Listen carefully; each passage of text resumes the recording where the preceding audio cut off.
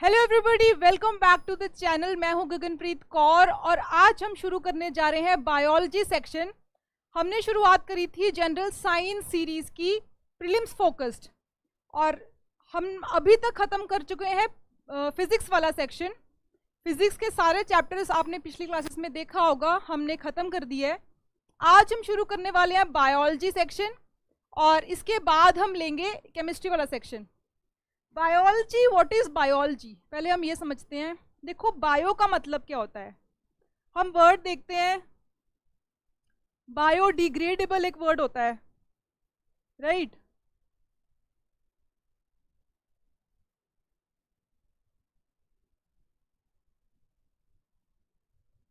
एक वर्ड होता है बायोडिग्रेडेबल।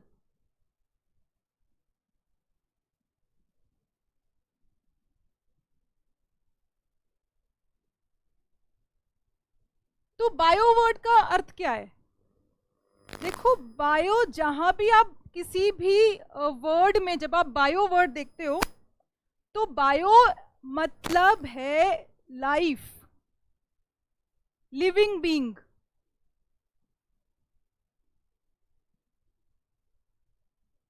Biotechnology, biodegradable.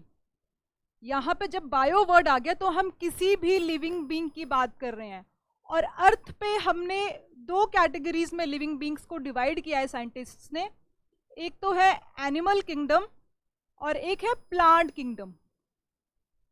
तो बेसिकली अगर हम अर्थ की बात कर रहे हैं तो दो तरह के लिविंग बीइंग्स होते हैं, एनिमल एंड प्लांट्स।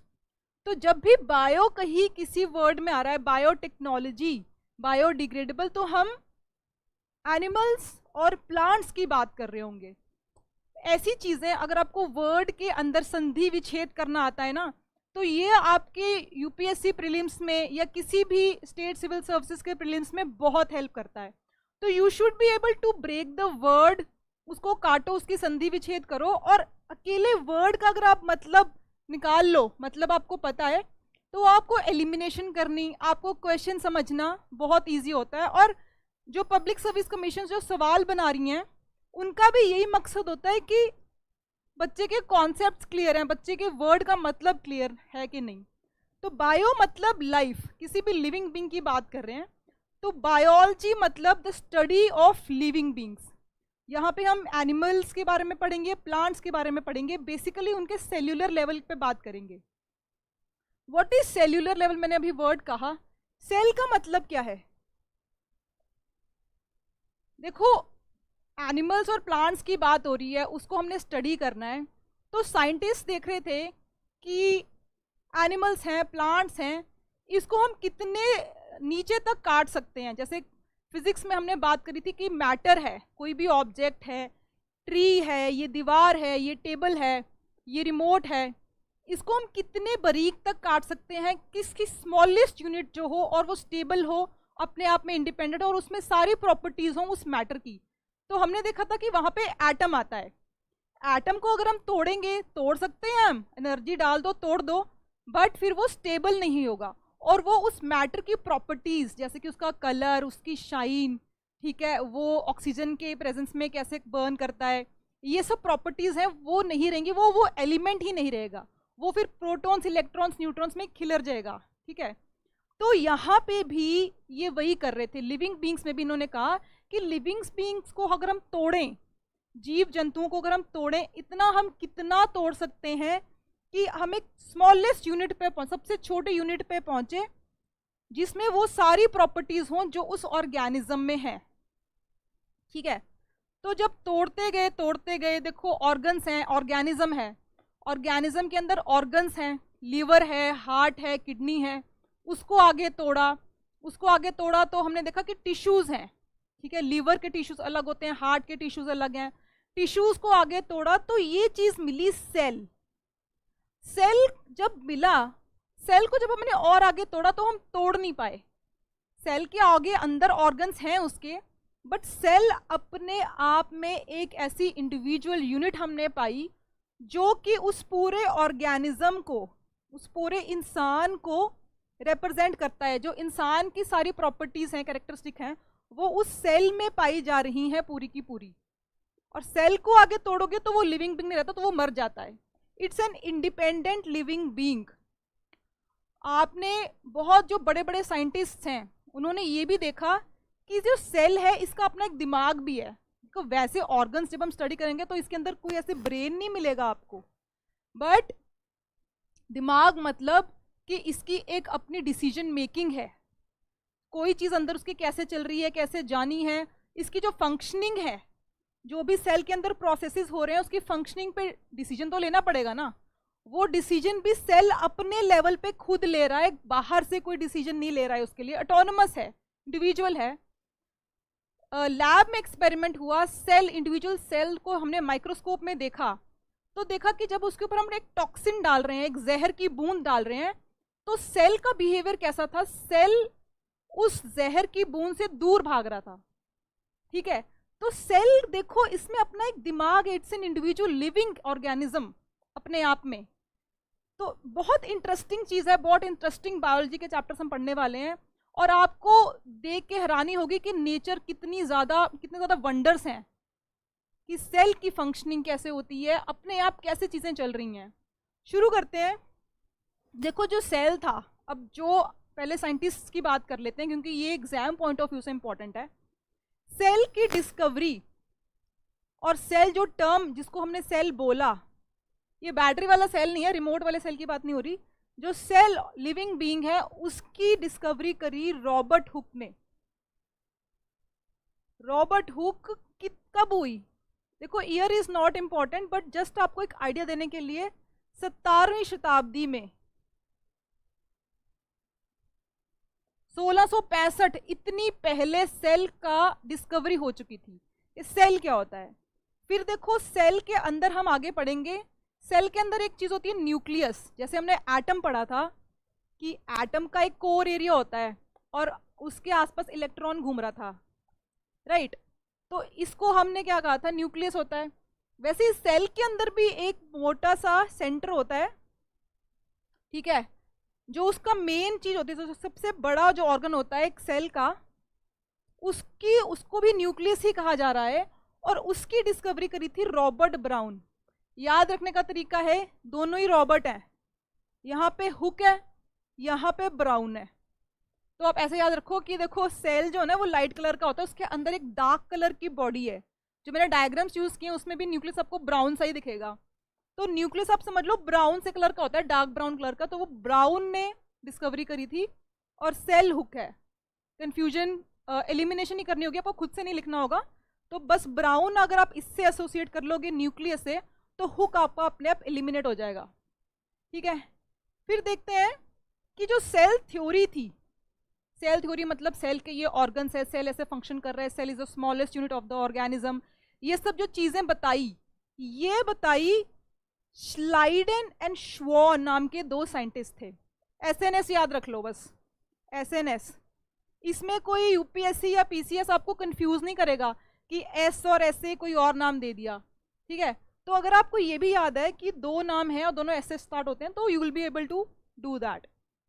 इन्होंने सेल थ्योरी दी थी और इन्होंने कहा था कि सारे प्लांट्स और सारे एनिमल्स वो सेल से बने हुए हैं। पूरा जो इंसान है वो छोटे छोटे सेल से बना हुआ है। आम इंसान को हमारी आंखों में इतनी अच्छे लेंस नहीं लगे हुए कि हम एक इंसान के अंदर जो सेल हैं वो लगे देख सके हम। बट अगर हम इलेक्ट्रॉन माइक्रोस्कोप, जो कि बहुत ताकतवर उसमें लेंस लगे होते हैं, उसके अंदर देखते हैं तो हमें सेल दिखते हैं। ठीक है, तो it's not visible to our naked eye, but cell है। और ये जब इस साइंटिस्ट ने देखा तो इसने बोला, इसने सेल थ्योरी दी कि हाँ जी सारे एनिमल्स, प्लांट्स भी सेल के बने हुए हैं। तो सेल के बारे में हम पढ़ते हैं। देखो इंसान का एवोल्यूशन देखो कितने टाइम से हो रहा है धरती पर। अब हम बायोलॉजी की बात करें तो धरती पर लाइफ कब आई, थोड़ा पीछे जाते हैं कि धरती पर पहले लाइफ थी क्या, शुरू से ही थी क्या, इंसान शुरू से ही पैदा हुए। हमने आदि मानव पढ़ा, इंडस वैली सिविलाइजेशन पढ़ा, उससे पीछे जाओगे डायनासोर, डायनासोर से और पीछे जाओगे, जब बहुत पीछे जाओगे कि धरती पर सिर्फ गैस थी। बिग बैंग थ्योरी आपने पढ़ी है कि पहले तो यूनिवर्स कैसे बना, यूनिवर्स में फिर सोलर सिस्टम कैसे बना, सोलर सिस्टम में से फिर अर्थ कैसे बनी टूट के, सूरज से टूट के या किसी भी चीज़ से टूट के, तो अर्थ के ऊपर बहुत सालों तक गैस थी, सिर्फ गैस थी। पानी पानी पहले बना, जब पानी बना तो पानी के साथ ही लाइफ इजाद हुई, लाइफ पैदा हुई। जब पानी आया धरती पर, अब बाकी प्लैनेट्स पे जो साइंटिस्ट है वो पानी की खोज क्यों करते हैं? क्योंकि पानी होगा तो ही लाइफ पनपेगी। धरती पर भी जो लाइफ पैदा हुई थी वो पानी से शुरुआत हुई थी उसकी।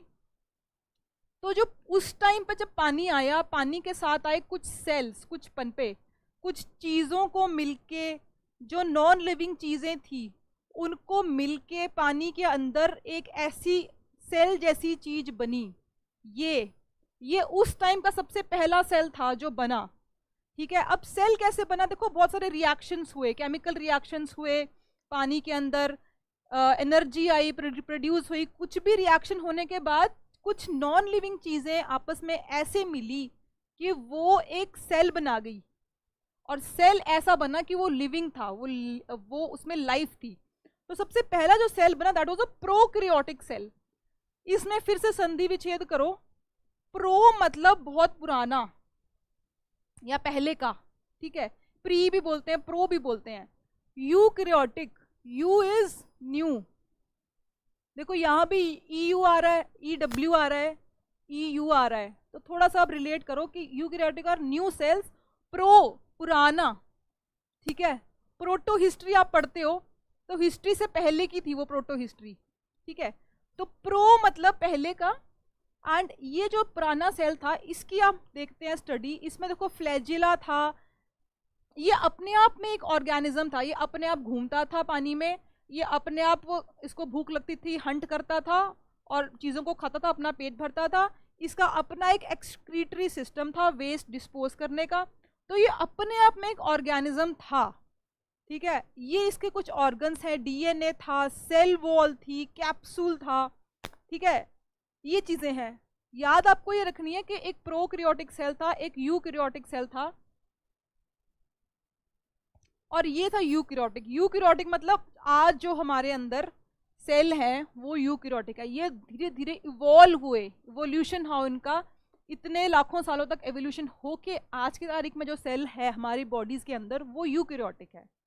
थोड़ा हम स्टडी कर लेते हैं, डिफरेंस देख लेते हैं। ये टेबल एज इट इज आपको याद करना है, ये आपके एग्जाम में सीधा सीधा हेल्प करेगा। फर्स्ट डिफरेंस इज कि प्रोकैरियोटिक बहुत साइज में छोटे थे।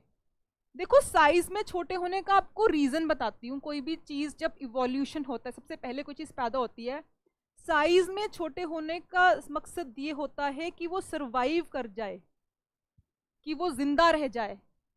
जैसे हमने फिजिक्स में पढ़ा था कि कोई बूंद जब गिरती है, बारिश होती है, तो सबसे मिनिमम जो वो लिक्विड्स की प्रॉपर्टी होती है कि अपना जो सरफेस एरिया मिनिमम करते हैं, छोटा करते हैं, ठीक है। तो सबसे छोटा जो उनको आकार मिलता है वो सर्कल मिलता है। इसलिए ज़्यादातर जो सरफेस टेंशन की बात करती है कि जो लिक्विड पानी की जो बूंद गिरती है वो ऑलमोस्ट स्फेरिकल शेप में गिरती है, ठीक है। तो साइज छोटा करने का मकसद वहाँ भी था, साइज छोटा करने का मकसद यहाँ भी है कि भाई साइज छोटा करें ताकि हम सर्वाइव कर जाएं। उस टाइम पे जब इवोल्यूशन हो रही है, प्रोकैरियोटिक सेल है, तो सबसे ज़्यादा इंपॉर्टेंट क्या है कि हमें जिंदा रहना है। जिंदा रहोगे तब धीरे धीरे एवोल्यूशन होगी। जब जिंदा रहना था तो साइज वो स्मॉल। फिर है इसका साइज चलो बड़ा है। फिर है nuclear region, nucleoid not surrounded by nuclear membrane.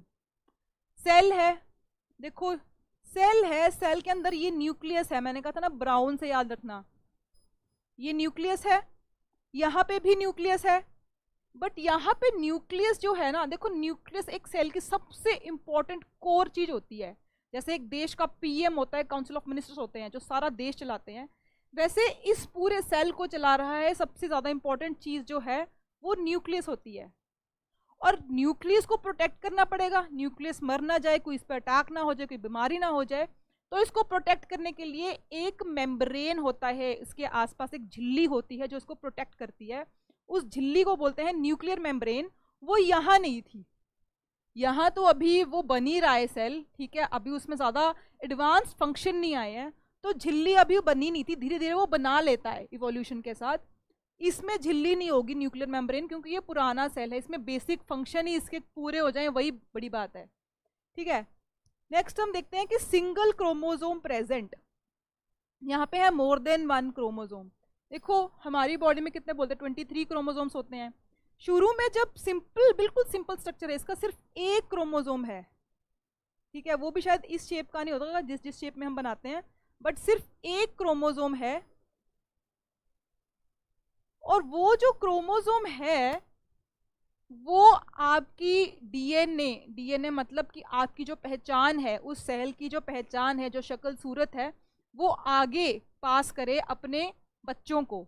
तो इस सेल का जब बच्चा होगा तो उसमें कुछ पास करने के लिए, अपने कैरेक्टरिस्टिक्स पास करने के लिए, अपनी पहचान पास करने के लिए जो चीज़ होती है उसके अंदर, उसे कहते हैं क्रोमोजोम। तो इसमें एक ही क्रोमोजोम था। देखो इसको सर्वाइवल बहुत इंपॉर्टेंट था, इसको था कि एक क्रोमोजोम से काम चल रहा है, ठीक है, बिना न्यूक्लियर मेम्ब्रेन के काम चल रहा है, ठीक है, ये चीज़ें थी। फिर है न्यूक्लियोलस। न्यूक्लियोलस भी इसमें नहीं है, बहुत सारी चीज़ें एब्सेंट है शुरू में, बिल्कुल प्राइमरी लेवल की बात कर रहे हैं, बिल्कुल बिगिनिंग की। इसमें न्यूक्लियोलस प्रेजेंट है। ठीक है, ये रहा न्यूक्लियोलस। तो देखो न्यूक्लियस के अंदर भी एक और आपको डार्क रीजन जो दिख रहा है, न्यूक्लियस के अंदर भी एक और कोर है जो उससे भी ज्यादा इंपॉर्टेंट है, और वो बहुत डेंस है, बहुत कसा हुआ है, भरा हुआ है। देखो कितनी ज्यादा प्रोटेक्टिव लेयर्स हैं, सेल है, सेल के अंदर न्यूक्लियस है, न्यूक्लियस के अंदर न्यूक्लियोलस है। तो इसमें न्यूक्लियोलस नहीं है, ये बाद में इवॉल्व हुआ और बाद में डेवलप हुआ। ठीक है, फिर है कि membrane bound cell organelles are absent. Organelles जैसे हम है, ऑर्गेनिज्म के अंदर ऑर्गन्स हैं, लीवर है, हार्ट है, वैसे सेल के अंदर जो उसके बॉडी पार्ट्स हैं उसको बोलते हैं ऑर्गेनेलीज। ठीक है, तो इसमें क्या कह रहा है कि जो इसके अंदर ऑर्गेनेलीज हैं वो उसके आसपास मेम्ब्रेन नहीं है, उसके आसपास एक झिल्ली नहीं है, प्रोटेक्टिव झिल्ली जो उसको प्रोटेक्ट कर सके उसके ऑर्गन्स को। ठीक है, तो ये है कि इसके अंदर कुछ भी, पहले तो इसके अंदर सामान ही बहुत कम है। ठीक है, प्लाज्मिड है, न्यूक्लियोइड है, तो ये जो चीजें हैं ना, they are not protected by a membrane. यहाँ पे कली कली चीज जो है, अकेली अकेली चीज, that is surrounded by some kind of protection.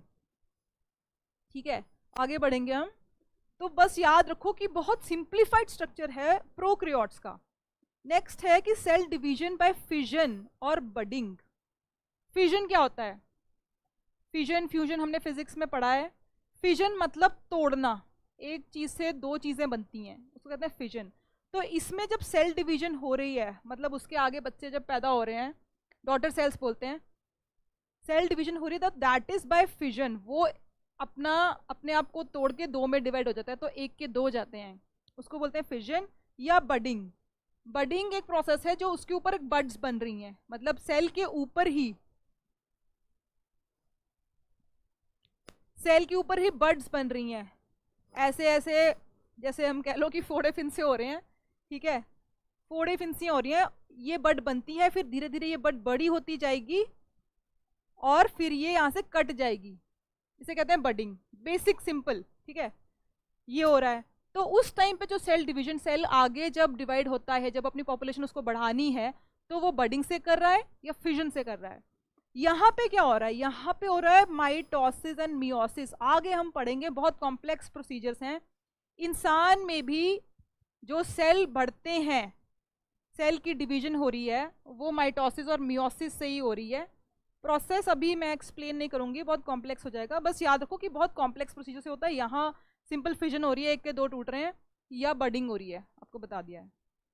फिर हम देखते हैं, अब हमारा प्रोकैरियोट्स और यूकैरियोट्स में डिफरेंस क्लियर हो गया है, आगे चलते हैं। अब सारा जो लेक्चर है आज का वो इन दो चीज़ों पे ही है, एनिमल सेल कैसा दिखता है, प्लांट सेल कैसा दिखता है, इसमें जो ऑर्गन्स हैं उनको ऑर्गेनेलीज कहते हैं, इन दोनों में डिफरेंस क्या है एनिमल और प्लांट सेल में, और इन सारी ऑर्गेनेलीज के क्या फंक्शन है, क्या काम करता है सेल, कैसे काम करता है। तो आपको इतने ज़्यादा अचंभा होगा कि देखो सेल इतने स्मॉलेस्ट लेवल पे भी दुनिया चल रही है, बहुत कॉम्प्लेक्स लेवल पे, और इतने कॉम्प्लेक्स मैकेनिज्म है, इसको पता कैसे चलता है कि अब ये करना है अब वो करना है। ठीक है, तो then you will actually appreciate nature, कि नेचर कितनी ज़्यादा सुंदर है। ठीक है, अब हम समझेंगे कि सेल की वर्किंग कैसे होती है और उसके ऑर्गन्स कैसे काम करते हैं। देखो ये थोड़ा कॉम्प्लेक्स है, एक ही बार में मैं आपको नहीं बताऊंगी। तो ये एक ओवरऑल सेल का डायग्राम है, आपको जस्ट इसमें ये देखो कि हाउ कॉम्प्लेक्स इट इज, कितना कुछ है इसके अंदर, ठीक है, और ये कितनी सही तरीके से फंक्शन करता है। आपके अंदर अगर सेल प्रॉपरली फंक्शन ना करें, अगर सेल खराब हो जाएं, तो कहते हैं कि देखो वो कैंसर सेल बन गए। कैंसर बेसिकली और कुछ नहीं होता, आपका जो सेल है वो अपना काम नहीं करता है और वो आपकी ही बॉडी को, यानी कि बाकी के जो हेल्दी सेल्स हैं उनको नुकसान पहुंचाना शुरू कर देता है। तो हम हेल्दी सेल की फंक्शनिंग देखते हैं कि इसमें अगर ज़रा सी भी खराबी होती है तो वो कैंसर सेल में बदल जाता है। इसलिए उसकी हेल्दी फंक्शनिंग के लिए हमें समझना उसको बहुत ज़रूरी है। और आप देखेंगे कि बड़ा ही कॉम्प्लेक्स, बड़ा ही सुंदर उसकी फंक्शनिंग होती है। फर्स्ट देखते हैं, अब देखो सेल के अंदर सबसे पहले हमारा टॉपिक है सेल मेम्ब्रेन, हमने समझना है। ये आपको दिख रहा है, ये प्लाज्मा मेम्ब्रेन लिखा हुआ है, राइट। ये पूरा ऐसे सराउंड कर रहा है यहां से, इसको बोलते हैं सेल मेम्ब्रेन। यानी कि मेम्ब्रेन मतलब एक झिल्ली है, उसको प्रोटेक्शन करने के लिए उसको प्लाज्मा मेम्ब्रेन भी बोलते हैं और उसको सेल मेम्ब्रेन भी बोलते हैं। सबसे पहले हम ये टॉपिक उठाते हैं, प्लाज्मा मेम्ब्रेन और cell membrane. Cell membrane is also called plasma membrane. It can be observed only through, ये तो बेसिक बात है कि सेल इतने स्मॉल लेवल की हम बात कर रहे हैं, तो सेल ही नहीं दिख रहा है तो उसकी झिल्ली कैसे दिखेगी। इलेक्ट्रॉन माइक्रोस्कोप नाम का इंस्ट्रूमेंट है। एक तो सिंपल आपने लैब्स में जो स्कूल में आपने माइक्रोस्कोप देखे होंगे वो नहीं, उससे भी स्ट्रॉन्ग एक इलेक्ट्रॉन माइक्रोस्कोप होता है जिसमें आपको सेल और सेल के मेम्ब्रेन तक सारे उसके ऑर्गन्स क्लियरली दिखेंगे, ठीक है। अब ये आउटर मोस्ट लेयर है, इसका काम क्या है? इसका काम है प्रोटेक्शन फ्रॉम एक्सटर्नल एनवायरनमेंट। बाहर मान लो टेम्परेचर कुछ डिफरेंट है या बाहर कोई दुश्मन आ गया है तो दरवाजे बंद करने हैं हमने, तो प्लाज्मा मेम्ब्रेन सारे दरवाजे बंद करके रखता है। जो फ्रेंड्स हैं बाहर, जो अच्छी चीज़ें हैं, मान लो हमने खाना खाया, खाना उसने अब्जॉर्ब करना है अपने लेवल पे, खाने से जो उसका ब्रेक डाउन हुआ उसमें जो भी प्रोटीन्स हैं, कार्बोहाइड्रेट्स हैं, वो एब्जॉर्ब करने के लिए दरवाजे खोलता है। और अगर कोई दुश्मन है, मान लो मैंने कुछ जहर खा लिया, तो वो उसको नहीं खाना है, राइट, तो उसके लिए वो दरवाजे बंद करेगा। तो इट हैज़ दिस कैपेसिटी, देखो इसका अपना भी एक फंक्शन है जो ये बखूबी निभा रहा है कि किसके लिए दरवाजे खोलने हैं, किसके लिए दरवाजे बंद करने हैं, ठीक है। बहुत इंटरेस्टिंग ये बायोलॉजी है। फिर देखो क्या हो रहा है कि दो प्लाज्मा मेम्ब्रेन किस चीज से बना है? Lipids and proteins. लिपिड क्या होता है? लिपिड होता है फैट्स। फैट क्या होता है? जो हम तेल खाते हैं, घी कहते हैं, वो वाला फैट, राइट। मतलब बेसिकली हाइड्रोकार्बन्स, कार्बन और हाइड्रोजन के बड़ी बड़ी चेन्स जो होती हैं वो मिलके बनाती हैं फैट। और उसको सेल्यूलर लेवल पे, देखो फैट होता है बड़े लेवल पे, जैसे हम चर्बी को बोल देते हैं, चर्बी को आगे जब काटते जाओगे तो सेल लेवल पे जो चर्बी का हिस्सा है उसको लिपिड बोलते हैं। और प्रोटीन्स, प्रोटीन नाइट्रोजन होता है, right, carbon, nitrogen and hydrogen. Protein automatically आपके दिमाग में चाहिए कि एक नाइट्रोजन वाला एक केमिकल कंपाउंड है। तो प्रोटीन और लिपिड से बना हुआ है ये प्लाज्मा मेम्ब्रेन, ये आप याद रखना है। फिर देखो फिर क्या हो रहा है, एंडोसाइटोसिस एक प्रोसेस होता है। What is this? It is, अब अगर ये सेल है तो ये फ्लेक्सिबल होना चाहिए, मूव करना चाहिए, जैसे अमीबा होता है, जैसे हम मूव कर रहे हैं। तो cell is not a rigid कि इस वजह सर्कल में ही रहता है, इट कीप्स ऑन मूविंग। इसकी जो बाहर फ्लेक्सिबिलिटी है, ठीक है, और वो जो फ्लेक्सिबिलिटी है और वो जो कैपेसिटी है फूड को अंदर लेके जाने की और जो उनका वेस्ट है, जो गंध है, उसको बाहर निकालने की, वो कैपेसिटी, वो जो प्रोसेस है उसको बोलते हैं एंडोसाइटोसिस। एंडो मतलब क्या होता है? एंडोस्कोपी आपने सुना होगा, एंडोथर्मल रिएक्शन सुना होगा। Endo, whenever you see a word endo, endo का मतलब होता है इंटरनल, अंदर, एंडो मतलब अंदर, तो अंदर। साइटो मतलब ऑफ अ सेल, सेल के अंदर क्या जाएगा, खाना जाएगा, तो that process is control, that process is called endocytosis. और ये सारा काम कौन कर रहा है, प्लाज्मा मेम्ब्रेन। वो अपने हिसाब से दरवाजे खोलेगा और अपने हिसाब से दरवाजे बंद करेगा। अमीबा, अमीबा भी एक ऐसा ही यूनिसेलुलर ऑर्गेनिज्म होता है, एक ही सेल होता है वो भी ऐसे फ्लेक्सिबली, ऐसे कोई शेप नहीं होती, अपनी शेप बदलता रहता है। तो जैसे अमीबा आपने पढ़ा होगा कि वो खाता है कि चीज़ों को, वैसे ही सेल भी एक तरह से सेल्यूलर, यूनिसेल्युलर सेल की भी बात वही हो रही है कि उसकी फिक्स बाउंड्री नहीं है, इट इज़ वेरी फ्लेक्सिबल। और मेम्ब्रेन डिसाइड करता है कि क्या खाना है क्या नहीं, और उस प्रोसेस को बोलते हैं एंडोसाइटोसिस। अब प्रोसेस को बोलते हैं एंडोसाइटोसिस, बट और ये एंडोसाइटोसिस रिलेटेड टू फूड। अब गैसेस, अगर हमने ऑक्सीजन जो हम लेते हैं, हम प्राणायाम करते हैं, योगा करते हैं, कहते हैं लंबे लंबे सांस लो, तो इमीडिएटली हमें रिलीफ मिलता है, क्योंकि इमीडिएटली वो जो हमने सांस ली, ऑक्सीजन ली, वो उसी वक्त विद इन सेकेंड्स वो हमारे सेल्यूलर लेवल तक जाता है। तो सेल्यूलर लेवल में प्लाज्मा मेम्ब्रेन के अंदर जब ऑक्सीजन के मॉलिक्यूल्स जा रहे हैं तो उसका भी कोई प्रोसेस होगा, उस प्रोसेस को क्या बोलेंगे, डिफ्यूजन। डिफ्यूज कर रहा है, बाहर से कुछ चीज अंदर जा रही है। क्या चीज जा रही है, कार्बन डाइऑक्साइड सेल बाहर छोड़ता है, ऑक्सीजन अंदर जा रही है। तो ये जो इनवर्ड आउटवर्ड गैसेस का एक्सचेंज होता है सेल्यूलर लेवल पे, इसको बोलते हैं diffusion. Diffusion is spontaneous movement of substance from region of high concentration to low। जहां ऑक्सीजन ज्यादा है और सेल के अंदर ऑक्सीजन कम है, तभी बाहर से अंदर जाएगी। मान लो बाहर ऑक्सीजन कम है, सेल के अंदर ज्यादा है, तो नहीं जाएगी अंदर।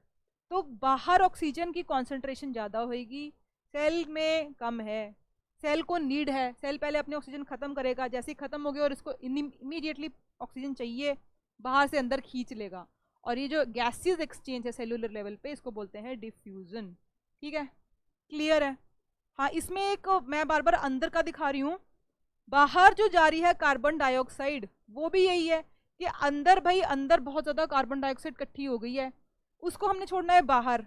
तो अंदर से बाहर जो हम कार्बन डाइऑक्साइड छोड़ रहे हैं वो भी डिफ्यूजन का ही पार्ट है। अब हमने प्लाज्मा मेम्ब्रेन पढ़ लिया, सेल मेम्ब्रेन। एक टर्म है सेल वॉल। सेल वॉल एक और एक्स्ट्रा लेयर है प्रोटेक्शन की, वॉल है, एक दीवार है। पहले मेम्ब्रेन थी, एक झिल्ली थी, झिल्ली के बाद आ गई है सेल वॉल। ये देखो, this is outside plasma membrane. उसके ऊपर की भी एक प्रोटेक्शन और है सेल वॉल की, और ये सिर्फ आपको प्लांट्स में मिलेगी, पेड़ पौधों में मिलेगी। ये आपको एनिमल्स में, इंसानों में नहीं मिलेगी, जानवरों में नहीं मिलती है। ऐसा क्यों है? क्योंकि देखो, क्या आपने देखा है कि प्लांट्स ऐसे मूव करते हैं एक जगह से दूसरी जगह, उन्हें एक ही जगह खड़े रहना है, एक ही जगह अपना स्ट्रक्चर मेंटेन करना है, बैलेंस मेंटेन करना है। वो अपने आप, देखो हमारे में कैपेबिलिटी है, हम जरा सा गिरते हैं तो हम संभाल लेते हैं अपने आप को। प्लांट्स में ऐसा नहीं है। तो सेल वॉल प्रोवाइड्स रिजिडिटी, मतलब उसको शेप देती है, उसको अपनी शेप मेंटेन करने में मदद करती है कि भाई अगर ये एक फूल है, ऐसा खड़ा है, तो ये जो डंडी है ये सीधी की सीधी रहे, ठीक है, ये कहीं ऐसे ऐसे ना हो जाए। तो सेल की वॉल को रिजिडिटी, मजबूती देती है। इसलिए ये जो सेल वॉल है ये प्लांट्स में होते हैं, वो अपनी जगह पे खड़े रहें, ठीक है, उसके लिए होता है। Absent in animals. Plasma membrane के ऊपर एक झिल्ली होती है, ये सेल मेम्ब्रेन या प्लाज्मा मेम्ब्रेन के ऊपर झिल्ली होती है जिसको सेल वॉल कहते हैं, दीवार है ये। It is very strong and, बोल दिया मैंने आपको। और ये किस चीज की बनी है? देखो, प्लाज्मा मेम्ब्रेन हमने देखा था कि that was made of lipids and proteins. यहाँ पे जो ये है, एक चीज होती है सेल्यूलोस, सेल्यूलोस की बनी है। सेल्यूलोस को देखो आप ऐसे समझ लो, मोटा मोटा आपको अगर रिलेट करने के लिए मैं आपको बता दूं कि सेल्यूलोस बेसिकली ऐसे मान लो कि जैसे हम कुछ खाते हैं, हमने कोई सब्जी खाई या कोई चीज़ बना के खाई, तो कभी कभी होता है ना कि जो धागे निकलते हैं सब्जी में से, जैसे कि कोई प्लांट है, प्लांट की आप देखो स्ट्रक्चर देखोगे, धागा टाइप निकलता है जो डाइजेस्ट नहीं होता है, एज इट इज हमारे अंदर चला जाता है, कभी कभी निकाल के फेंक देते हैं, ग्रीन कलर का होता है, वो होता है, वैसा कुछ है सेल्यूलोस, ठीक है, जो कि डाइजेस्ट नहीं होता है, एटलीस्ट ह्यूमन बॉडी में डाइजेस्ट नहीं होता है, ठीक है। तो ऐसे क्या ऐसा निकल जाता है, तो वो जो सेल्यूलोस है वो क्योंकि डाइजेस्ट भी नहीं हो रहा है, ह्यूमन बॉडी में डाइजेस्ट नहीं होता, तो दैट इज एन एग्जाम्पल कि इट्स वेरी स्ट्रॉन्ग, ठीक है। आपने देखा होगा कोई प्लांट, ग्रीन कलर का प्लांट देखना, उसकी ऐसे स्किन सी उतारना, तो उसको जब और खोलोगे ना धागा से निकलेगा, ठीक है, दैट इज, उसको आप सेल्यूलस से रिलेट कर सकते हो कि वो एक ना ऐसा सख्त सा रिजिड सा धागा सा टाइप मटेरियल होता है जो डाइजेस्ट इजीली बायोडिग्रेड नहीं होता है, टूटता नहीं है, तो इसीलिए सेल वॉल को बनाने में इसका यूज किया गया, बिकॉज हमें वॉल बनानी है, हमें बहुत स्ट्रॉन्ग वॉल बनानी है, तो सेल्यूलोस का यूज किया गया है। क्या लिखा है, it's a complex substance provide structure and strength, shape देता है, रिजिडिटी देता है, स्ट्रक्चर देता है, ताकि जो प्लांट है वो ऐसे का ऐसा खड़ा रहे, ठीक है।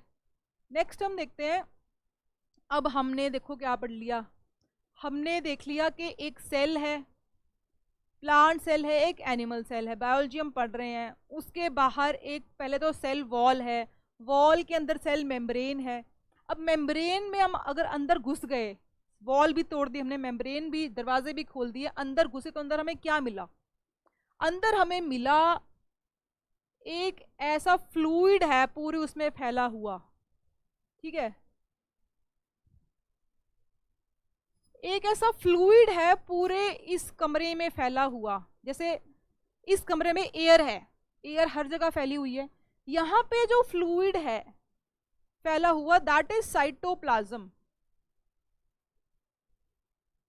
ठीक है। एयर जैसे एयर कह लो कि वहां की जो हवा है, वहां का जो वातावरण है that is filled with something called cytoplasm, एक लिक्विड सा है, और उस साइटोप्लाज्म के बारे में अब पढ़ते हैं। साइटोप्लाज्म का एक जेली लाइक सब्सटेंस है, जेल, जैसे आप हेयर में जेल लगाते हैं चिपचिपा सा होता है, ठीक है, वैसा एक सब्सटेंस है साइटोप्लाज्म। एंड ये न्यूक्लियस, ये है हमारा न्यूक्लियस, जहाँ तक हम धीरे धीरे पहुँचेंगे, अभी हम बाहर हैं, न्यूक्लियस और इसके बीच में सारा ये फैला हुआ है, और सारे जो ऑर्गन्स हैं वो इस साइटोप्लाज्म, इस जेली में ही फ्लोट करते रहते हैं, तैरते रहते हैं, और एक जगह से दूसरी जगह जाना है तो इस जेली में ही किसी तरह तैर तूर के दूसरी जगह पे पहुंचते हैं ये, ठीक है। तो फ्लूइड है ये, ठीक है, और इसके अंदर ही सारे, मैंने कहा ऑर्गन्स, जिसको सेल लेवल पे बोलते हैं ऑर्गेनलीज, वो फ्लोट करती हैं, अपना काम करती हैं, तैरती हैं, एक जगह से दूसरी जगह जाना है। एंड ये जो ऑर्गेनलीज हैं ये साइटोप्लाज्म में ही तैरते हुए अपना अपना काम करती हैं। इतनी सी बात है, वेरी सिंपल, ठीक है।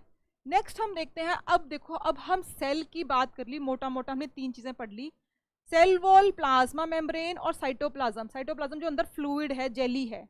अब उस जेली में कौन कौन से ऑर्गन है जो तैर रहे हैं सेल के अंदर, उन ऑर्गन में सबसे इंपॉर्टेंट, सबसे पहला ऑर्गन जो है दैट इज माइटोकॉन्ड्रिया। न्यूक्लियस को छोड़ के देखो, न्यूक्लियस तक तो हम आएंगे ही, न्यूक्लियस और सेल मेम्ब्रेन के बीच में जो चीजें हैं, जो ऑर्गन्स हैं, सबसे पहला उसमें सबसे इंपॉर्टेंट ऑर्गन है माइटोकॉन्ड्रिया, जिसको कहा जाता है power house of the cell. It's a very famous statement कि mitochondria is the power house of the cell. सारी पावर, सारी एनर्जी जो हम खाना खा रहे हैं वो सारी एनर्जी में कौन कन्वर्ट करता है, वो ये ऑर्गन करता है, माइटोकॉन्ड्रिया। और इसमें अगर प्रॉब्लम हो जाए तो जो आपको डिजीज होते हैं, बड़े खतरनाक डिजीज होते हैं, माइटोकॉन्ड्रिया आपका हेल्दी होना बहुत जरूरी है। अब माइटोकॉन्ड्रिया हम देख लेते हैं, देखो ऐसा कुछ दिखता है माइटोकॉन्ड्रिया, देख रहे हो आप, यहां पे देखते हैं, यहां पे माइटोकॉन्ड्रिया है, ये ऐसा दिखता है, इसके आप बाहर एक आउटर लेयर है और ऐसे ऐसे है।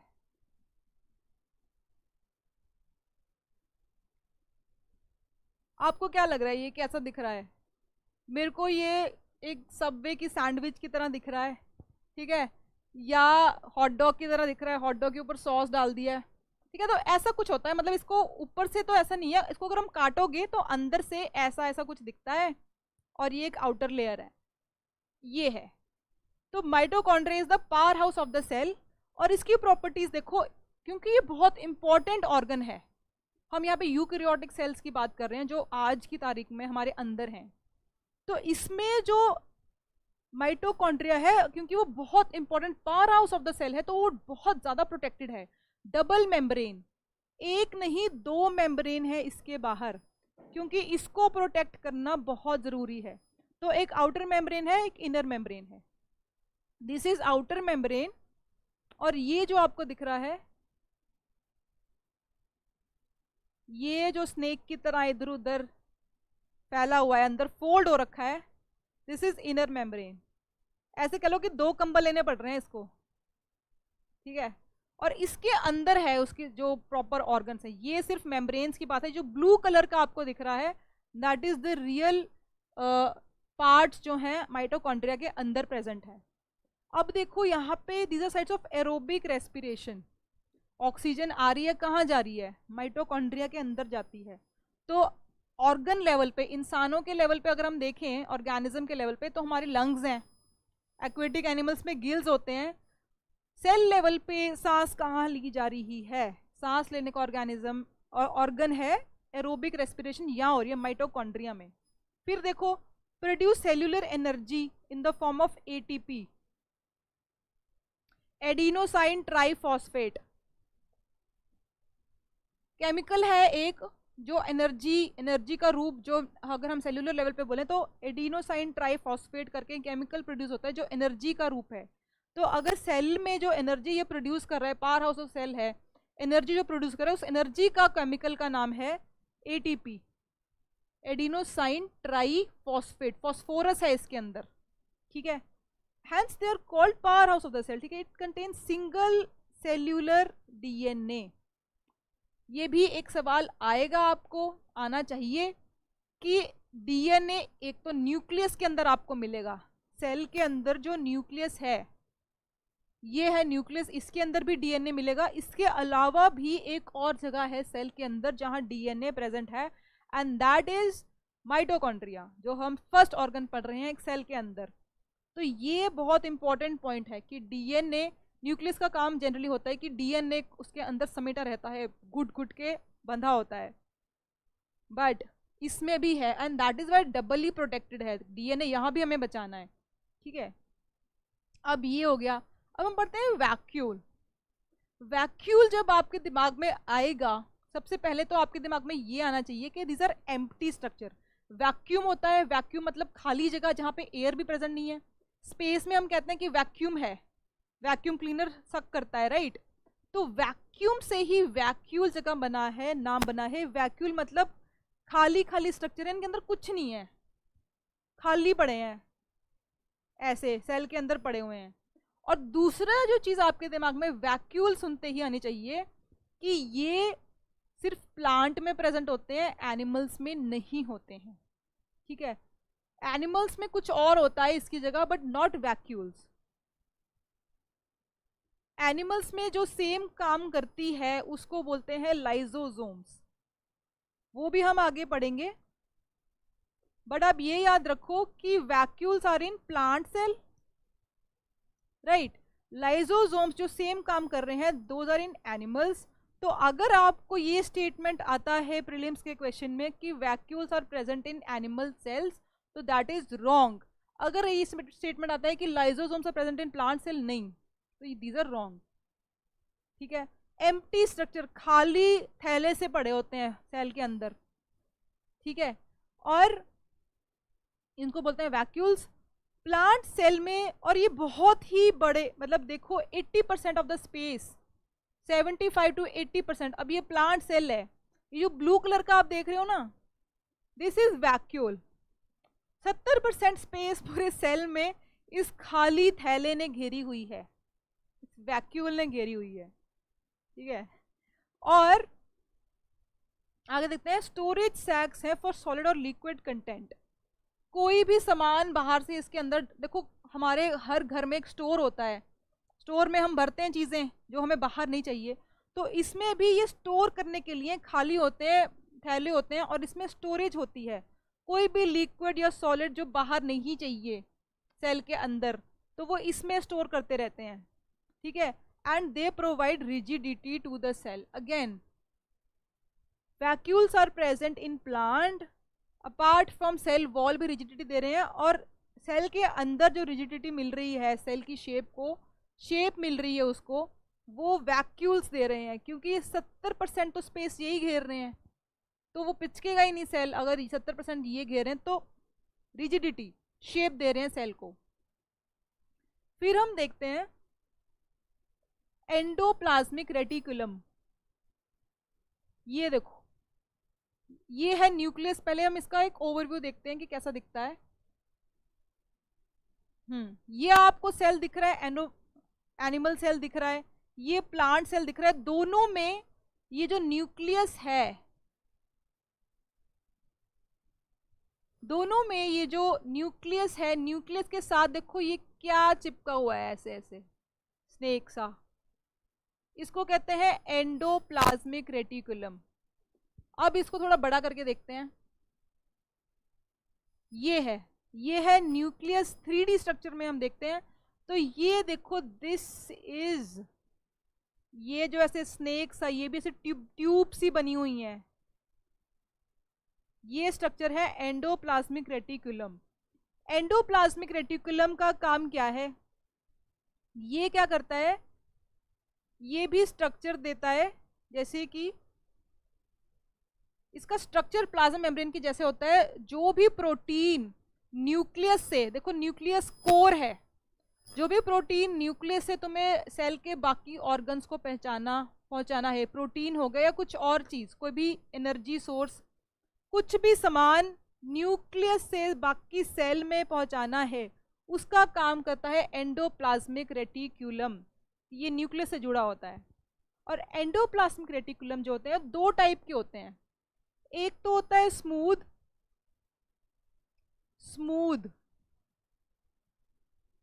देखो मैं आपको बना के दिखाती हूँ। ये है न्यूक्लियस, न्यूक्लियस के साथ ये एक ट्यूब्यूलर स्ट्रक्चर है, जिसको हम बोल रहे हैं एंडोप्लाज्मिक रेटिकुलम। क्या काम है इसका? इसका काम है कि न्यूक्लियस के अंदर जो भी प्रोटीन है या कोई और केमिकल कंपाउंड है, उसको यहाँ से एब्जॉर्ब करके यहाँ से दूसरी जगह सेल के बाकी ऑर्गन्स तक पहुँचाना। एंडोप्लाज्मिक रेटिकुलम दो टाइप के होते हैं, एक होता है स्मूथ, एक होता है रफ। स्मूथ मतलब उसका सरफेस जो है, ये अगर मैं आपको ऐसे दिखाऊं तो सरफेस बिल्कुल प्लेन है, चिकना है। और रफ जो यहाँ पे होते हैं, बाहर वाली साइड होते हैं रफ, इसको अगर मैं इसका सरफेस दिखाऊं तो उसके ऊपर ना ऐसे ऐसे गोले से चिपके होते हैं। वो गोले क्या होते हैं? These are protein. कौन सा प्रोटीन है ये? This is ribosome. अगर आपको सवाल आता है कि रफ एंडोप्लाज्मिक रेटिकुलम में और स्मूथ में क्या डिफरेंस है, what makes rough endoplasmic reticulum rough, तो आप बोलोगे जी उसके ऊपर राइबोसोम चिपके होते हैं। क्योंकि राइबोसोम चिपके होते हैं इसलिए वो रफ हो जाता है। और ये क्या है? राइबोसोम, ये प्रोटीन है एक तरह का। तो ये क्लियर है आपको? फिर हम देखते हैं, नेक्स्ट है गोल्जी अपैरेटस। देखो गोल्जी, फिर से हम पीछे जाते हैं।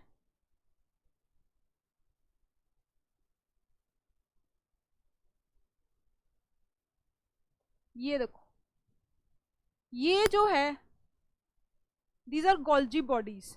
ये भी ऐसे होते हैं, देखो ये सेल है, ये न्यूक्लियस है, यहाँ पे साइड पे कहीं पड़े होंगे ऐसे ऐसे, ठीक है। These are Golgi bodies.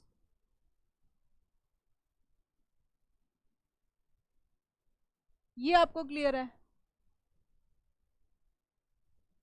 तो गोल्जी बॉडीज का ये डायग्राम है, जूम करके दिखाया है।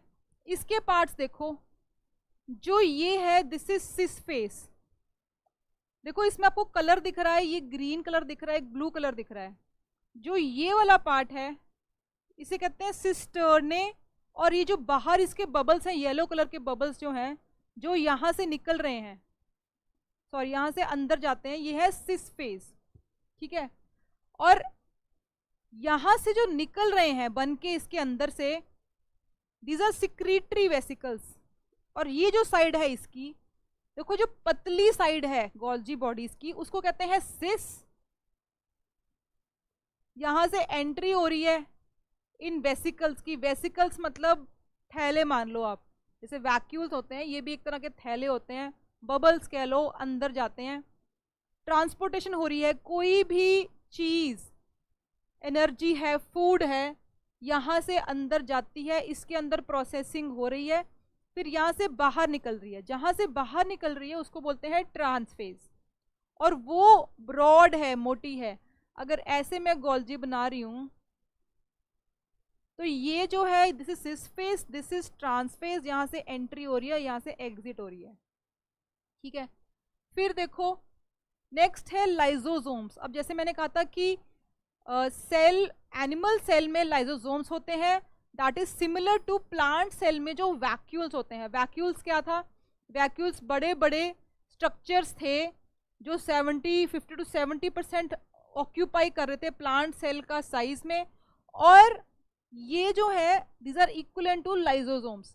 इसमें क्या था? स्टोरेज हो रही थी, जो सेल में काम करने के लिए चीज़ नहीं चाहिए इसके अंदर स्टोर होती है, और ये 50 to 70% सेल का एरिया ऑक्यूपाई कर रहे हैं, ये चीज़ें थी। लाइजोसोम्स देख लेते हैं, इसमें भी यही है, जैसे वैक्यूल में स्टोरेज कर रहे थे, लाइजोसोम्स में भी जो भी सेल का वेस्ट है, सेल का जो भी गंद है जो हमें सेल में नहीं चाहिए, वो इसमें डालते जाते हैं। हम अपने घर में जो स्टोर रूम होता है उसमें क्या करते हो? पुरानी मंजियाँ पड़ी होती हैं, चारपाई पड़ी होती है, शूज़ पड़े होते हैं, ट्रंक में पुराने कपड़े भरे हुए हैं। तो इसमें भी यही हो रहा है कि जो चीज़ हमें नहीं चाहिए वो लाइजोसोम में भरते जाओ। तो ऐसा कुछ दिखता है लाइजोसोम्स। तो कोई इसके अंदर की चीज़ें समझने की ज़रूरत नहीं है, but just for your sake of understanding मोटी मोटी चीज़ जो काम की है एग्जाम पॉइंट ऑफ व्यू से, वो देख लेते हैं कि लाइजोसोम भी मेम्ब्रेन से घिरा हुआ है, इसकी भी प्रोटेक्शन चाहिए, इसको भी बचाना ज़रूरी है, क्योंकि अगर प्रोटेक्शन नहीं होगी तो शायद ये जो वेस्ट है ये बाहर आ जाए। अंदर इसके प्रोटीन पड़े हुए हैं। और सबसे स्पेशल जो बात लाइजोसोम की है, whenever lysosome the word comes into your mind, सबसे पहले आपको क्या दिमाग में आना चाहिए कि lysosome are the suicide bags of the cell. कौन सा सेल? सेल है एनिमल सेल। प्लांट्स में तो वैक्यूल्स होते हैं, क्लियर है? सुसाइड बैग्स हैं। सुसाइड बैग्स मतलब ये अपनी, जब इनको लगता है कि जो पूरा सेल है ये सही नहीं चल रहा है और ये बाकी जो सेल्स हैं आसपास के उनको नुकसान पहुंचा सकता है, तो ये पूरे सेल के साथ पूरे सेल की आत्महत्या करवा देता है। ये फटता है बहुत ज़ोर से, इसके अंदर ऐसे बड़े स्ट्रॉन्ग एंजाइम्स होते हैं। एंजाइम क्या होता है? एंजाइम भी एक तरह के प्रोटीन होता है जो कि डाइजेशन में, खाना पचाने में काम करता है। पचाना मतलब क्या? खाने को बड़े से छोटे में तोड़ना। तो इसमें भी यही होता है कि ये ऐसे एंजाइम होते हैं जो पूरे सेल को खा जाते हैं, डाइजेस्ट कर जाते हैं और खुद भी मर जाते हैं। तो जब पूरे सेल को लगता है, अब देखो सेल का दिमाग देखो कितना तेज है एंड कितना सेक्रीफाइस है उसके अंदर। उसको है कि भाई मैं मर जाऊं, बट मेरे बाहर जो सेल्स हैं, आसपास जो सेल्स हैं, जिससे पूरा वो टिश्यू बना है, उस टिश्यू से वो ऑर्गन बना है और उस ऑर्गन से पूरा एक हमारा ऑर्गेनिज्म बना है, पूरा एक इंडिविजुअल तैयार हुआ है। तो सेल का फर्ज क्या है कि भाई I should not be a danger to the individual, मैं उसके लिए काम करता हूं। तो जैसे ही सेल में कोई दिक्कत आती है, ये लाइजोसोम्स ये सेक्रीफाइस करते हैं, ये फटते हैं और ये पूरे सेल को ले डूबते हैं। ये देखो, ये लाइजोसोम्स जो है इसके अंदर ये फटेंगे और पूरे सेल को ले डूबेंगे।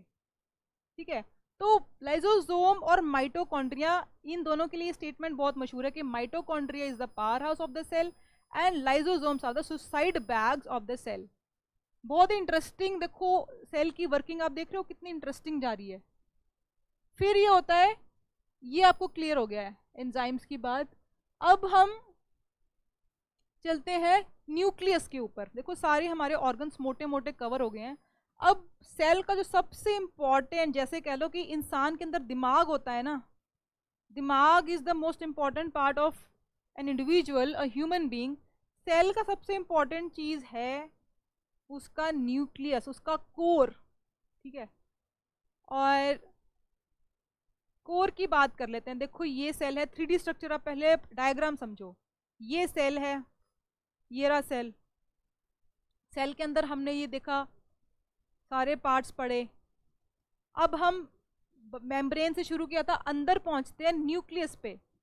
न्यूक्लियस भी न्यूक्लियर मेम्ब्रेन से कवर्ड है, प्रोटेक्शन चाहिए, सबसे इंपॉर्टेंट चीज है सेल के अंदर। उसके मेम्ब्रेन के अंदर न्यूक्लियस है, न्यूक्लियस के अंदर ये जो येलो पार्ट है दिस इज न्यूक्लियोलस। उससे भी कोर, उससे भी ज्यादा इंपॉर्टेंट चीज जो न्यूक्लियस के अंदर पड़ी है, न्यूक्लियोलस पड़ी है, ठीक है। और आगे हम पढ़ेंगे, ये जो पिंक कलर दिख रहा है, ठीक है, ये तो होगा न्यूक्लियोलस। पिंक कलर में एक चीज होती है क्रोमैटिन। क्रोमैटिन, क्रोम वर्ड आ गया है इसके अंदर। और हमने एक चीज पढ़ी थी क्रोमोजोम। प्रोक्रियोटिक जो सेल्स होते हैं उसमें एक क्रोमोजोम होता है, तो क्रोमैटिन में क्या होगा, क्रोमोजोम पड़े हैं। क्रोमोजोम ऐसे दिखते हैं, एक्स बना दो थोड़ा फ्लेक्सिबल सा, घूमता फिरता एक्स, क्रोमोजोम है। क्रोमोजोम के अंदर है डीएनए। अब मैंने आपको ये बात छेड़ी है तो मैं आपको डायग्राम दिखा दूं जो कि आगे आना था, बट इस स्टेज पे आपको देख लेना चाहिए। ये रहा, ये है सेल। होपफुली आपको क्लियर दिख रहा है। ये है सेल। सेल के अंदर है न्यूक्लियस, न्यूक्लियस के अंदर न्यूक्लियोलस है, और न्यूक्लियस के और न्यूक्लियोलस के बाहर जो चीजें पड़ी हैं, फ्लूइड जो है वो है क्रोमैटिन। क्रोमैटिन के अंदर क्रोमोजोम है। अब ये जो क्रोमोजोम है इसकी शक्ल देखो कैसी है, ये ना ऐसे धागों से बना हुआ है, ये धागों से लिपटा हुआ है। अगर हम इस धागों को खोलते हैं तो वो धागे भी आगे ना रील है, जैसे धागे की रील होती है, ऐसी रील होती है, ये धागा लिपटा होता है। ये रीलों का ही कॉम्बिनेशन है।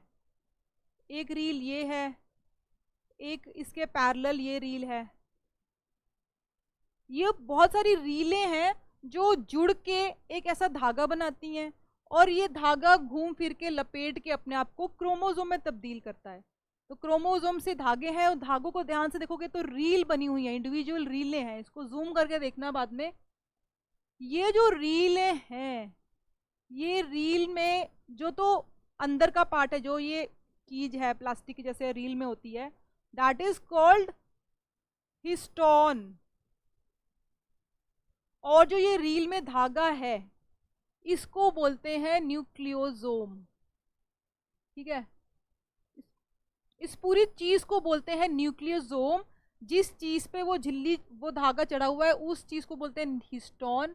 और उस धागे को जब हम और खींचोगे तो देख लो कितनी कॉम्प्लेक्स चीज है। उस धागे को जब आप खींचोगे तो आपको ऐसा एक हेलिकल स्ट्रक्चर दिखता है। ये है डीएनए। तो कितना अंदर जाके, न्यूक्लियस के अंदर भी जा जाके ये डीएनए यहाँ पे बैठा है। और इस डीएनए की जो दो धागे हैं इसके, ये धागे आपस में जुड़े हुए हैं, कुछ बॉन्ड्स हैं, स्पेशल बॉन्ड्स हैं, और वो बॉन्ड इन दो धागों को जोड़ के रखते हैं। और इस स्ट्रक्चर को, जो ये दो धागे ऐसे घूम रहे हैं, इसको बोलते हैं helical structure. Helical structure, helix. Helix मतलब दो स्ट्रैंड्स, डबल स्ट्रैंड बोलते हैं, डबल स्ट्रैंडेड स्ट्रक्चर बोलते हैं डीएनए को। Helix structure. जैसे लोगों के बाल घुंघराले होते हैं, ठीक है, तो वो ऐसे ऐसे घूमते हैं ना, एग्जैक्टली वही स्ट्रक्चर होता है डीएनए का। तो वो 3D में ऐसे घूम रहे होते हैं, डबल लेयर होती है। खैर ऐसे तो नहीं, जैसे मैंने बनाया था वैसे होते हैं, ठीक है। अब इसके आगे हम चीज़ें समझते हैं, जो ये हम आगे समझेंगे। मैंने अभी आपको क्रोमोसोम, हम क्या पढ़ रहे थे, हम पढ़ रहे थे ये चीज़, क्रोमोसोम के अंदर डीएनए होता है। तो डीएनए आपको समझ आ गया है, डीएनए को आगे वो वाली स्लाइड पे आते हैं हम। फिर हम आते हैं डीएनए का फंक्शन क्या होता है। देखो सबसे पहले तो डीएनए का फंक्शन है रेप्लिकेशन प्रोसेस। रेप्लिकेशन मतलब जो एक सेल है, सेल की कोई उम्र है, वो बुढ़ा होगा, बुढ़ा होने से पहले उसको एक नया सेल पैदा करना है जो उसी का काम करेगा, राइट। तो रेप्लिकेशन, ये रेप्लिकेशन का कि एज इट इज ये सेल यहां बन जाए एक नया जवान सेल, राइट, जिसका सेम काम हो, सेम ऑर्गन्स हो, सेम न्यूक्लियस हो, सेम वर्किंग हो, वो काम करता है डीएनए। डीएनए में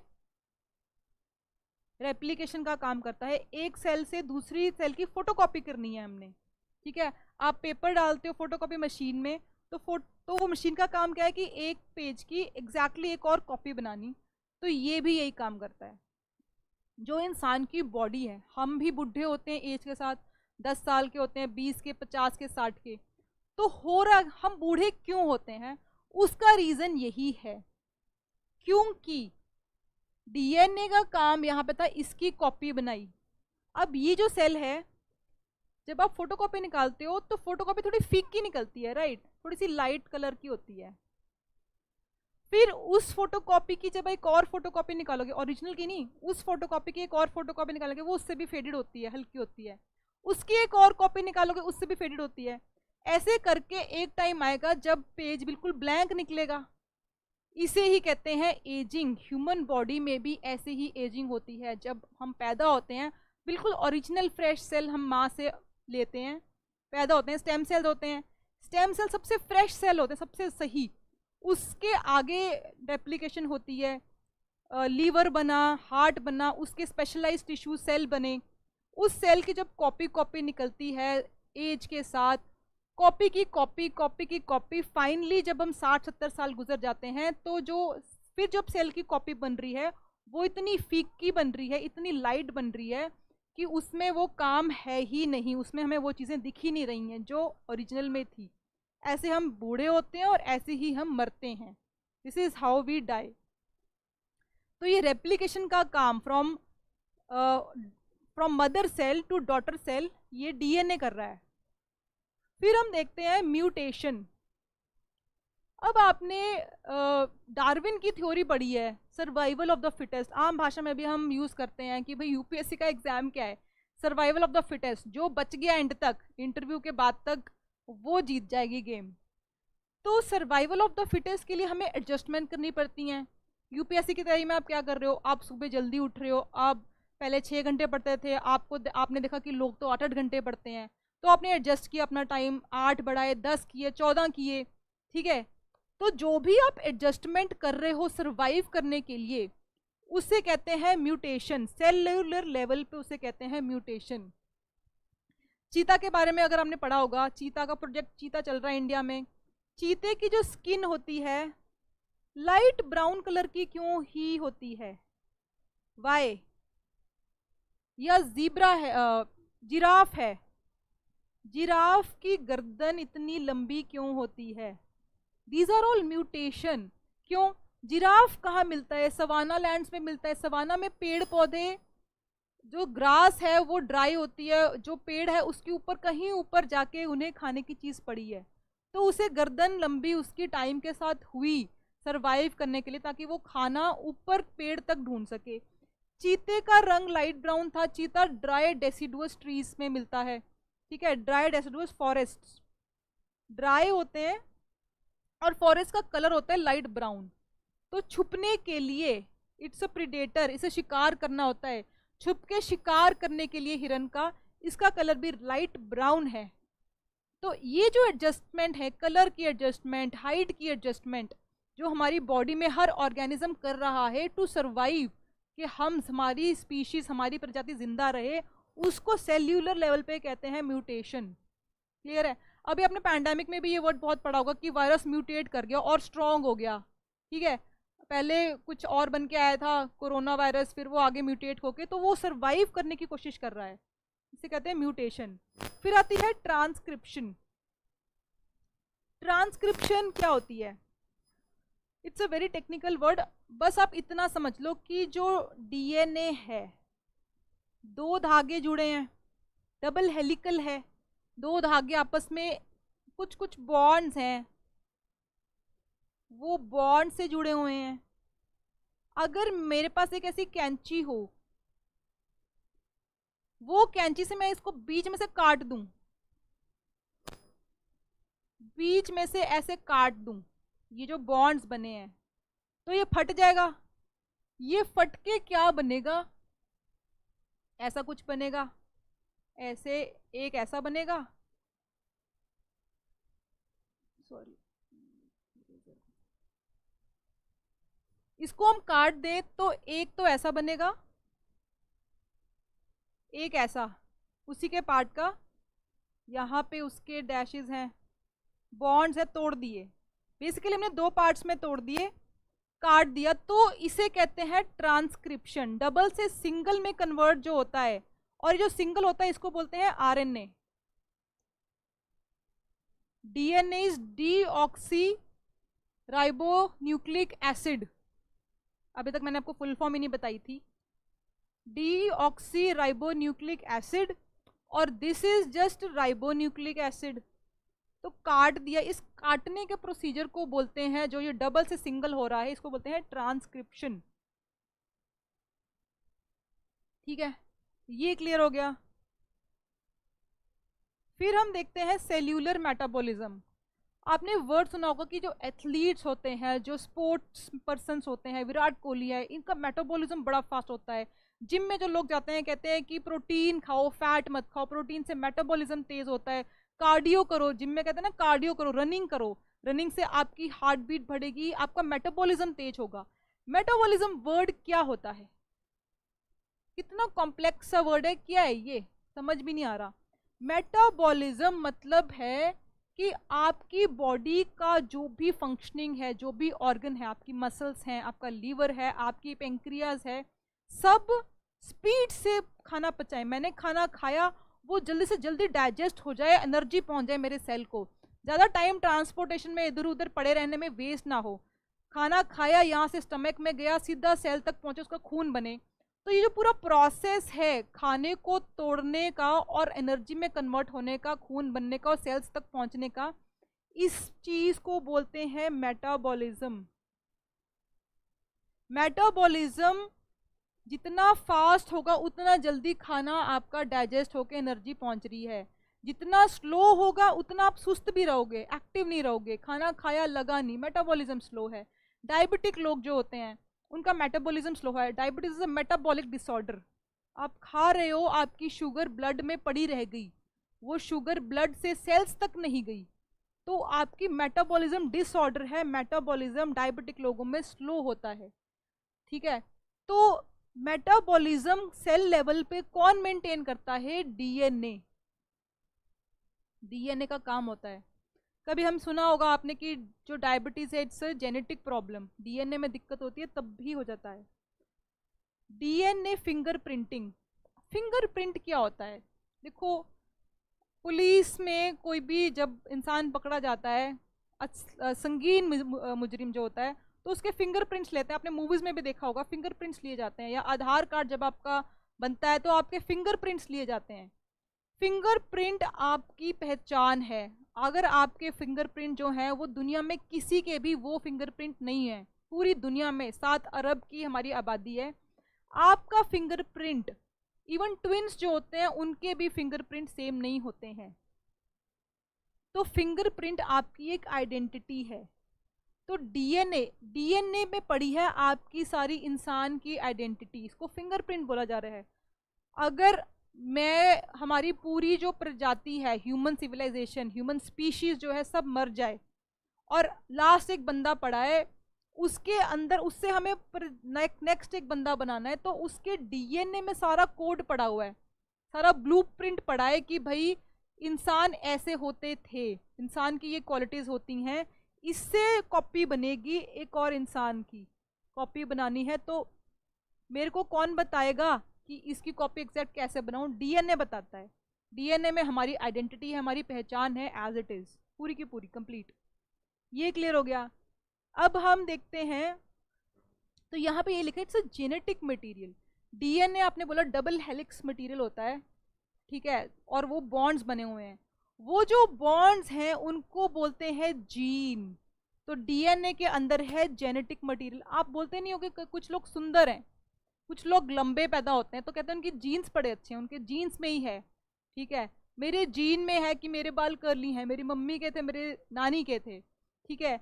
या किसी के लंबे हैं, कश्मीरी जो होते हैं लंबे पैदा होते हैं, उनकी नाक लंबी होती है, तो कहते हैं इनके जीन्स वैसे हैं, इनके जीन्स में है। कुछ लोग गोरे होते हैं, रेस, ठीक है, अमेरिकन, कॉकेशियन, इंडियंस जो है, इंडियंस का रंग ब्राउन होता है, या वेस्ट में जो लोग रहते हैं उनका रंग गोरा है, जीन्स में है। तो वही सारी जो हमारी इंफॉर्मेशन है वो डीएनए के अंदर जीन नाम की एक चीज है उसमें पड़ी है, ठीक है। और अगर आपको सवाल आता है कि what is the largest organelle वही ऑर्गन ऑफ द सेल, तो आप वैक्यूल मत बोल देना, या लाइजोसोम, वैक्यूल तो जो प्लांट्स में होता है, लाइजोसोम मत बोल देना, कुछ और मत बोल देना, nucleus. Nucleus is the largest organ of the cell, सबसे बड़ा ये होता है, ठीक है। और वॉल्यूम कितना ऑक्यूपाई कर रहा है ये? 1/10, 10वां हिस्सा सेल का ये ऑक्यूपाई करता है। इसके अंदर मैंने आपको बताया था ये न्यूक्लियस है। क्रोमैटिन चीज होती है, क्रोमैटिन में क्रोमोसोम है, क्रोमोसोम के अंदर डीएनए है, डीएनए के अंदर है जीन। ये आप फोटो अगर आपको दिख रही है तो this is how it looks.